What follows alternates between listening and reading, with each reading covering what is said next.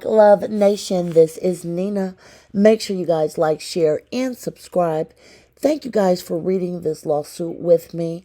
We are now on chapter 15, and we are nearing the end of this lawsuit. Again, thumbs up this video, share your comments. I definitely want to know what you guys think concerning this Blake versus Justin, and it ends with Us movie. And here we go. Chapter 15. Worse still, there are documented communications overlooked by Blake Lively and the Times that expressly refute Lively's erroneous accusations by way of example.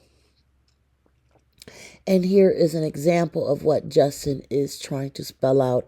And I think that this is definitely going to be the crux of his lawsuit concerning what the Times wrote and why I think he has a strong defamation case. And it says, throughout filming, Mr. Baldoni and Mr. Heath invaded Blake Lively's privacy by entering her makeup trailer uninvited while she took off her clothes, including while she was milking for her infant child. Miss Blake Lively often had to work while milking, which she felt comfortable doing so, as she was given the time and space to cover herself. So she did this frequently, because she was not given breaks to feed her baby. But Blake Lively did not expect or consent to anyone entering her private spaces while undressed, exposed, and vulnerable with her newborn, or during body makeup application or removal. Mr. Baldoni and Mr. Heath both showed a shocking lack of boundaries by invading her personal space when she was unclothed and vulnerable.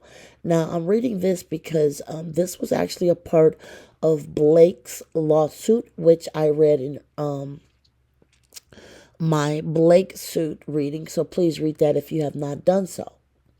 But if you look over here on the right with all the messages included, it's basically saying from Justin, Blake, oh, I'm so sorry to hear you and the baby are sick. I know it's literally the last thing you needed right now on top of a tough week. I praise it comes and goes with mild symptoms and more than anything that he is okay. If you feel up for it, I'm here absolutely anytime and we'll have to check in. I know this week was a lot and I'm committed to making things run smoother across the board. Blake Lively responded to him saying, our mistake.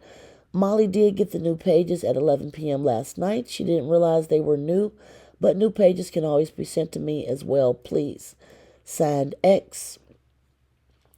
And then they underline this key issue, and I did speak about this in an earlier video.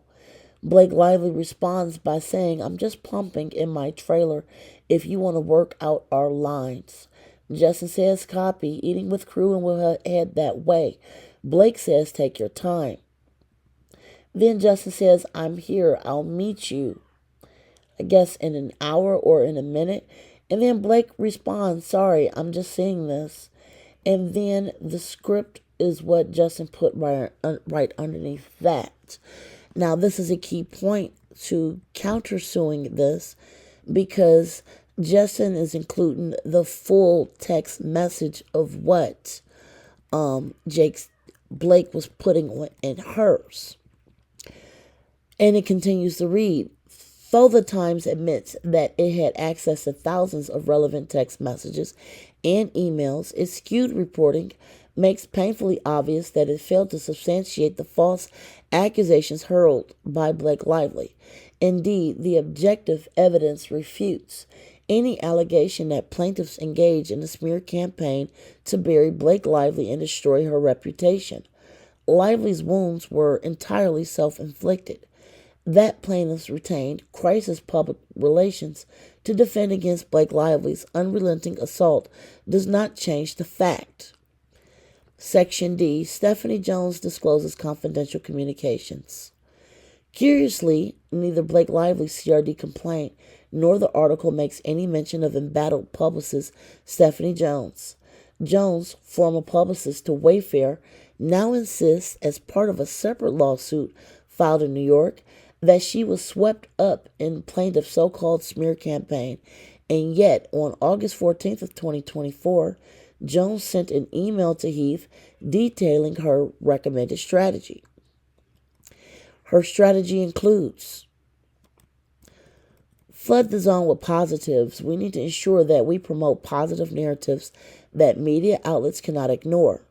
Currently, most stories are heavily biased toward Blake's perspective, leaving Justin unrepresented. It's crucial that we fight for every inch of every story, which requires far more effort than typical crisis PR want to put forth, in our experience working with specialized crisis teams. Next, prepare alternative stories. We should mobilize a robust network of supporters and third party advocates ready to counter these narratives on deep background as well as some on the record, making it clear that the claims being made are untrue and unfounded.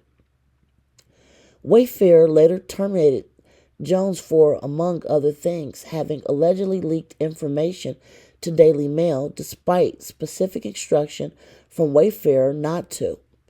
Jones is notorious for exacting her revenge on any client brave enough to escape her grasp. Jones is equally notorious for her alleged maltreatment of current and former employees alike. Wayfair and Able are no exception. It is hardly coincidence that all the communications on which Blake Lively and the Times now rely were purposely produced by Jones Company, Jones Works LLC, pursuant to subpoena. The propriety of these alleged subpoena is unverified and, at a minimum, highly questionable, given Jones' involvement and the means by which Jones first obtained these confidential communications. Able, a former employee of Jones Works, was forced to relinquish her electronic devices when confronted by Jones Works security guard and attorney upon her separation from the company. 6 weeks after she had put in notice and shared her plans to start her own business. Jones, on the heel of a damning Business Insider article and hemorrhaging clients, insisted that Able turn over her electronic devices to allow Jones Works to delete all confidential and proprietary information therefrom. Though Jones initially agreed to release Abel's personal cell phone number, she reneged. 4 months later, Abel's text messages are now the subject of Blake Lively's CRD complaint and the article. Plaintiffs are informed and believe that Jones invited the subject subpoena to circumvent confidentiality obligations to Wayfarer and inflict the most unethical form of revenge. Section E. The Times publishes a false and defamatory article based on Blake Lively's administrative complaint.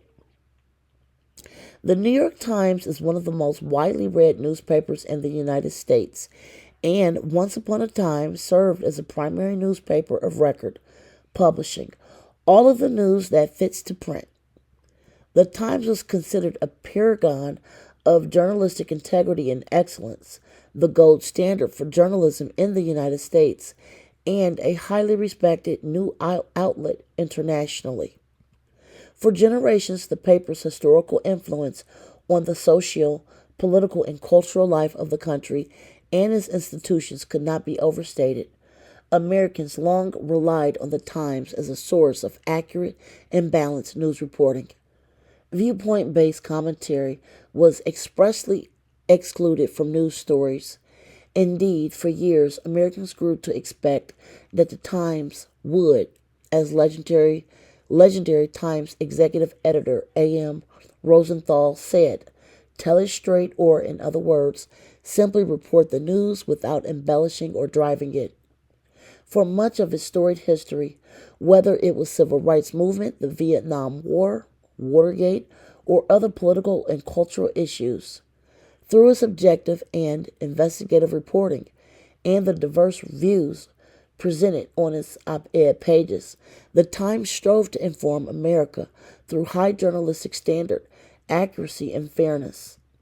The publication has won far more Pulitzer Prizes than any other media company in U.S. history, with its first being awarded more than 100 years ago. But over the last 20 years, the Times reporters have ever more frequently veered spectacularly from their own journalistic guidelines, and as a result, it has become a commonplace to find New York Times stories containing egregious factual errors or infected with bias. Such lapses has contributed to public distrust of the Times and a landscape where partisan actors can cry fake news with some justification. But the New York Times still wields its powerful and influential megaphone in the media and greater society. It is, therefore, under a solemn obligation to do the work necessary to get its reporting right. As reporters at the Times well know, getting it wrong can lead to disastrous outcomes for story subjects, including financial, professional, and reputational ruin. And the New York Times set the narrative and tone for other news organizations, amplifying the impact of its mistakes. The instant case is emblematic of the Times having lost its way, as the facts here makes plain that the Times failed to show its own journalistic standard, rushed to judgment, and with careless disregard published a story accusing plaintiff of waging a smear campaign against Blake Lively, causing a feeding frenzy based on demonstrably false premise. I am going to end chapter 15 right there. Please share your comments below, you guys. Like, share, subscribe, and until next time, enjoy your day. Bye, guys.